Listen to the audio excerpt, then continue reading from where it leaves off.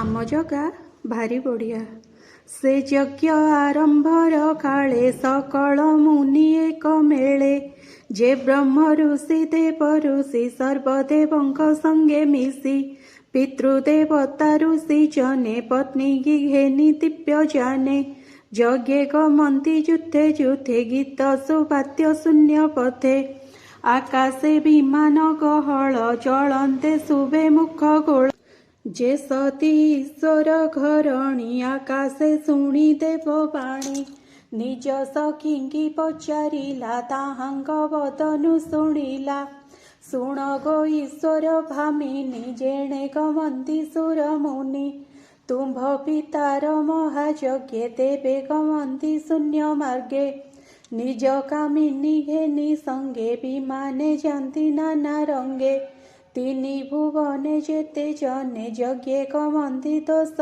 मने दिव्य अलंकार भूषणे विमाने बसी बधु गणे स्वामींग संगते चलंती देख गगने पंथी पंथी नक्षत्र ग्रहण प्राय सौभागी बा उपमा अन्य देवा ता शुणी गगन को चाही अंबिका मने विचारई देख भाग्य कर्म मोर मोहर स्वामी महेश्वर मोहर पिता यज्ञ काले मोहि निराश कर्म फले मोर स्वामींकी न परिला अवहेलन मते कला मोर पितार दया नाही के एहा सहु देह बही ए मंद भाली देवी मने मिलिले स्वामी सन्निधाने हृदय शोक भर होई बोलंती रुद्र मुख चाही सती उवाच भोनाथ शुण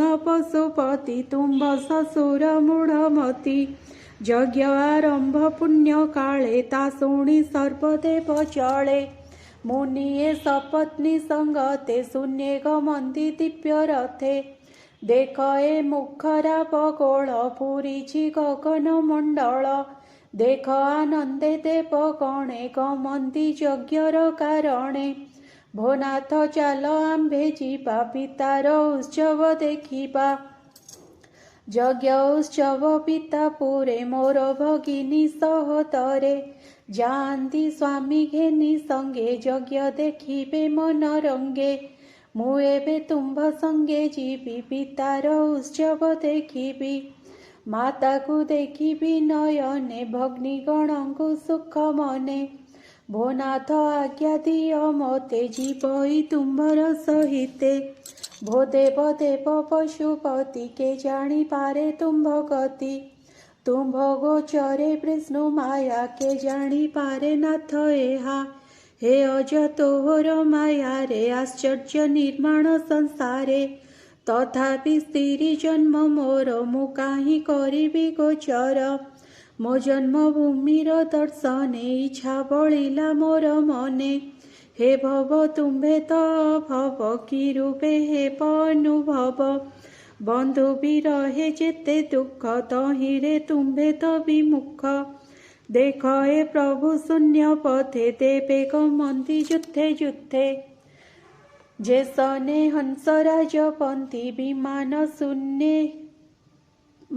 शून्य जाती मोर पितार पुरे जाई यज्ञ देखिबे सुख बही भोनाथ शुण पशुपति तुम्भ चरणे मोर मति मु एहा सहिबी के मन्ते शरीर बहिए जगते पिता जननी भग्नि कणे दिव्य भूषण आभरणे यज्ञ आरंभे सुख भोले थिबे सकल एक मेले पिता बर्ता गुरु सदने जोगाई जीवा अपरणे भोनाथ शुण सदा शिव जेबे अपरणे न जीव मुझीबी आज्ञा दिय मोते प्रसन्न मने शुद्ध चित्ते हेमंत प्रिया मुख शुणी ईश्वर स्थिर चित्ते गुणी स्वभावे जगत ईश्वर जगत जार खेल घर अळप अपमान बही कहती पत्नी मुख चाही ईश्वर उवाच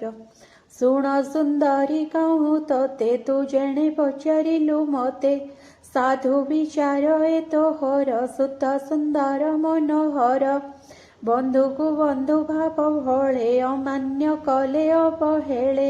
ତହିଁ ନ ଥାଇ ଅପମାନ କେଶଉ ପୁଣି ଦୁର୍ବଚନ। ବିଦ୍ୟାର ବଳେ ତପଦାହେ ସୁନ୍ଦର ବପୁ ବୟ ବହେ।